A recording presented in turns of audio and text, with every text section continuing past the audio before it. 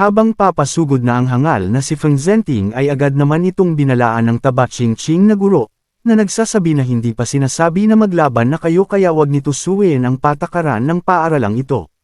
Dahil sa narinig ng hangal na si Feng Zhenting ay agad nitong inihinto ang kanyang pag-atake dahil kung hindi ay alam nitong tutuluyan siya ng matabang guro, kaya lalo pa itong nag-iinit sa akala mo'y isang pressure cooker ang ulo nito na naglalabasan ng usok at agad itong nagbanta sa ating bida na pagbibigyan niya muna ito ng ilang minuto para mabuhay. Nax naman yabang naman ng tipaklong na ito. Pagkalipas ng 20 minutos ay biglang bumukas ang pintuan ng studyong na agad na palinggan ang mga hangal na estudyante dahil ramdam nila na may mga dumating. At nang makita nila ay ito ang mga membro ng mga hidden family na pinangunahan ng pinuno ng Feng family at ang elder ng Long family kasama sina Lu Yanzi at Quang Shi na taga Black Turtle Bio, na kung maaalala nyo itong si Quang Shi ay ang One Eye Iron Man. Dahil sa mga dumating ay alam natin na ang pakay nila ay si Shu Han sapagkat batid nila na ito ang nakakita sa treasure na ultimately mysterious tree. Dagdag pa nito ay talagang gumawa ito ng malakas na pangkat para lang kay Shu Han at batid natin na nanganganib ang ating bida sa kanyang kalagayan ngayon. Ang hangal na si Feng Zhenting ay nakita na dumating na ang kanyang hinihintay ay nagsalita na ito na kung pwede na silang magsimula sapagkat nandyan na ang crystal scepter na kanyang pupusta. Agad namang nagsalita ang ating hangal na bida na mayroon pa siyang huling kahilingan, na agad namang sumagot si Feng Zhenting na sabihin na niya ito.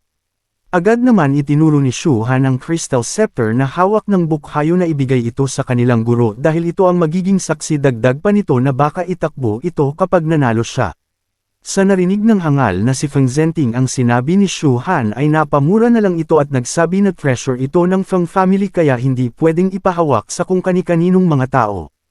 Ang hangal na mukhang bukayo ay nagpresenta na lang ito na ibigay sa guro ang kanilang treasure.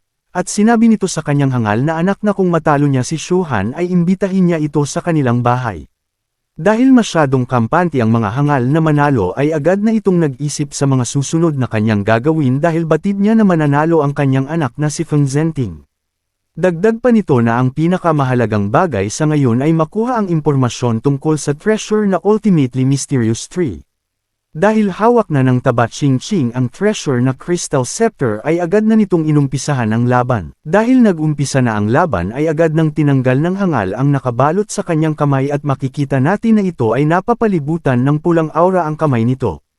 Ang hangal na si Feng Zhenting ay talagang nasa dugo na ata nito ang pagiging mayabang, kaya nagyabang ito na papahirapan niya ang ating bida ng unti-unti at dagdag pa nito na tatanggalin nito ang kanyang mga paa.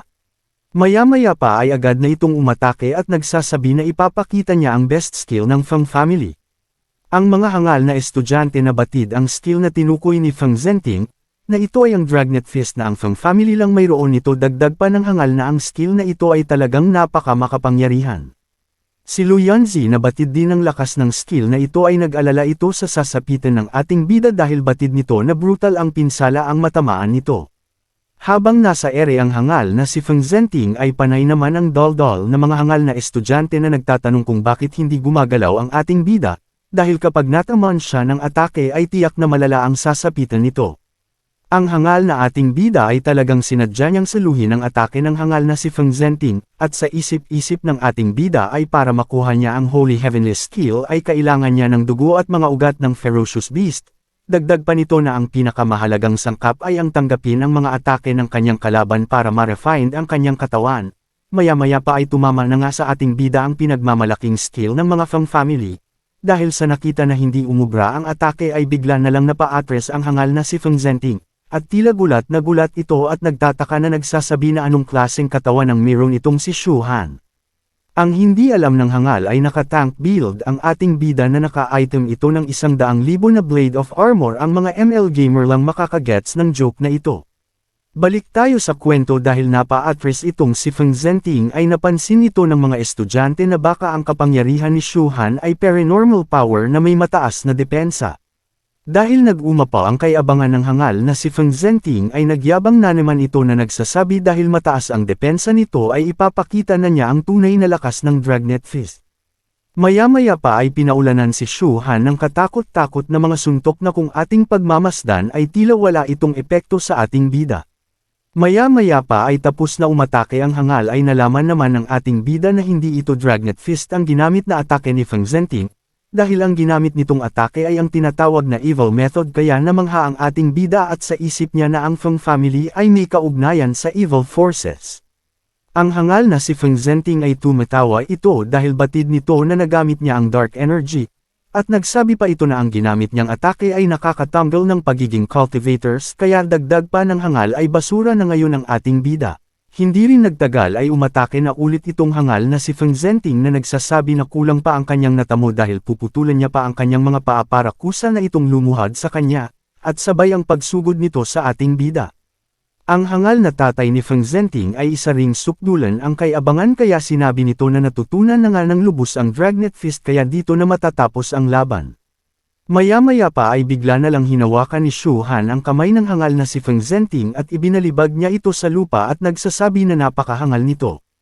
Ang kaninang nagsabi ng Sure Win na daw ay napatayo ito sa gulat at nagtataka sa kanyang nakita. Maging si Lu Yanzi ay nagulat din ito at namangha sa kanyang nakita dahil hindi man lang napinsala si Shu Han sa Dragnet Fist na atake ni Feng Zhenting kanina. Ang One-Eye Iron Man na naranasan din ang ganitong sitwasyon ay naisip na lang nito na hindi aksidente ang pagsalag sa kanyang atake noong mga nakaraang araw noong sila ay naglaban, dahil sa natamong pinsala ang hangal na si Feng Zhenting na hawak nito ang kanyang tutoy dibdib pala ay nagtaka itong nagtanong sa ating bida, na paano nangyari ang mga ito gayong ginamitan na niya ito ng Dragnet Fist skill ibig sabihin ay hindi tumalab sa loob-looban ng kanyang katawan ang ginawa niya kanina. At mapapansin natin na ang bakas ng pinsala sa sahig ay animoy may malaking lindol na naganap. Ang ama ng hangal ay nagsusumigaw na ito na wag nang lumaban ng malapitan dahil ang kanyang kalaban ay animoy nakadamit ng 10 milyong tangke sa tigas ng katawan kaya wala ka ng laban sa kanya. Dagdag pa nito na gamitin na niya ang Dragnet Peel para umangat ang cultivation level nito. Ang hangal na narinig ang payo ng kanyang hangal na ama, ay kinuha na nga ang peel at nagbanta na naman ulit sa ating bida na nagsasabi ng wala na siyang mapagpipiliin kundi ang gamitin ang Dragnet Pills. Maya-maya pa ay kinain na ng hangal ang Dragnet Pills at agad itong nagyabang naramdam nito ang malakas na kapangyarihan. Ang hangal na ama ni Feng Zhenting ay sinabihan na niya ang kanyang anak na wag na itong magsayang ng oras tapusin na ang laban, dahil batid ng hangal na pag tumagal ng ilang minuto ay mawawalan na ng bisa ang peel na kanyang kinain. Dahil sa peel na kinain ng hangal ay nag-iba na nga ang aura nito at makikita natin na nabalutan na ito ng kulay pula at itim na aura, at dahil hindi nawawala ang yabang ni Feng Zhenting ay sinabi nito sa ating bida na isa na lang itong langgam sa kanya. Si Lu Yanzi na nakikita ang kakaibang aura na lumabas kay Feng Zhenting ay nagtataka ito bakit kakaiba ang kulay ng aura. Pati ang One-Eye Iron Man ay hindi rin nakaligtas at nagulat din ito dahil sa aura na kakaiba na ngayon niya lang nalaman na may ganitong peel pala ang Feng family. Ang ating bida na nakatayo lang at pinagmamasdan ng kakaibang aura na parang isang hugis kamay ng demonyo, ay napagtanto na nito na ang ginamit na pills ay pinaghalo ng Dragnet Fist aura at ang evil energy. Kahit ang mga hangal na nanood ay grabe ang takot sa nagaganap na kakaibang aura, kabaliktaran naman sa ating bida dahil masaya niya itong tatanggapin bilang isang regalo sa kanya. Ang mga hangal na estudyante na nakikita ang mga nagaganap ay hindi nawawala sa kanilang isip na sana ay maligtas si Shu Han sa atake na ito.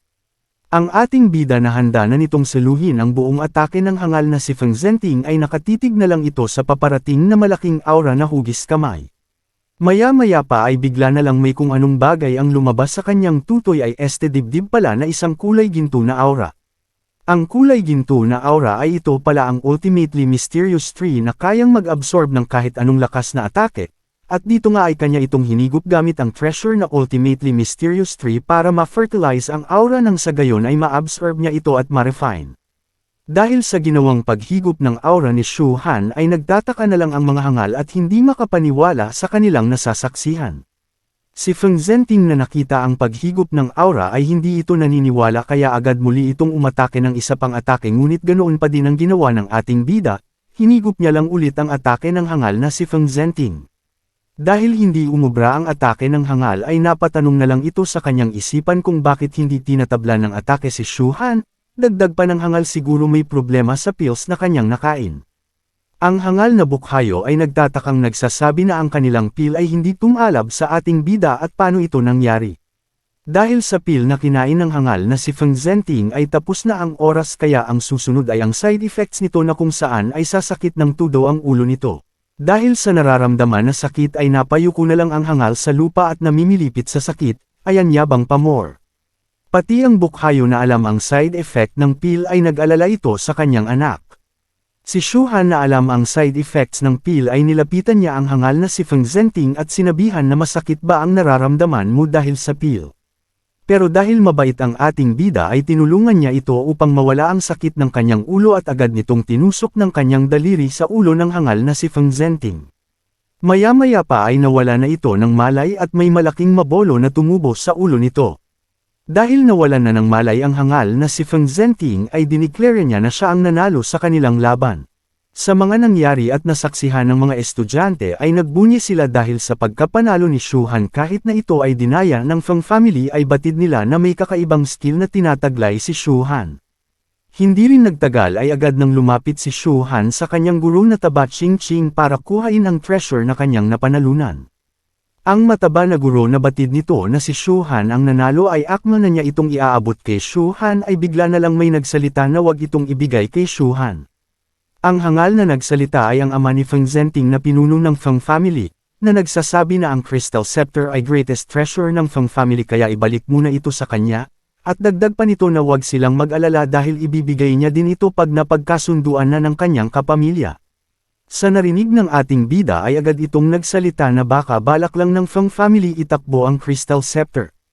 Agad naman sumagot ang hangal na nagsasabi ito na ang Crystal Scepter ay hindi babagay sa ating bida at dagdag pa nito na dinaya niya lang ang kanyang anak kaya nanalo ito.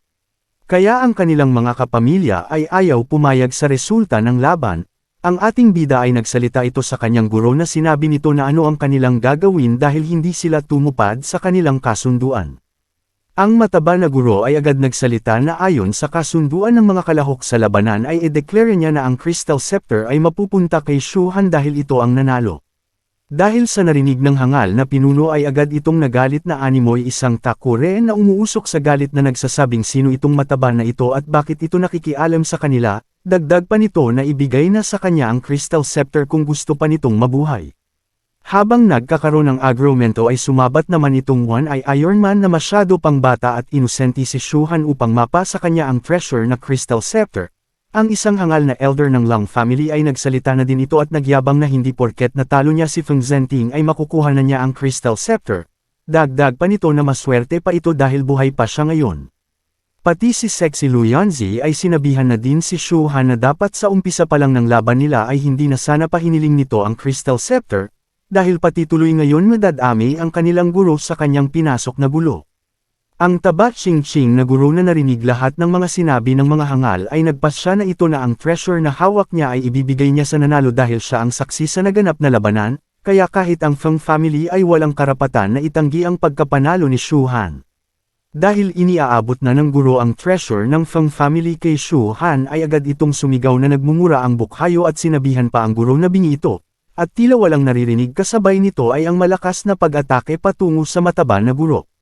Ang taba Ching Ching na guro na nakita ang atake ng hangal ay napatingin na lang ito na may inis sa kanyang mukha kaya agad niya din ito sinabayan ng atake gamit lang ang kanyang isang daliri.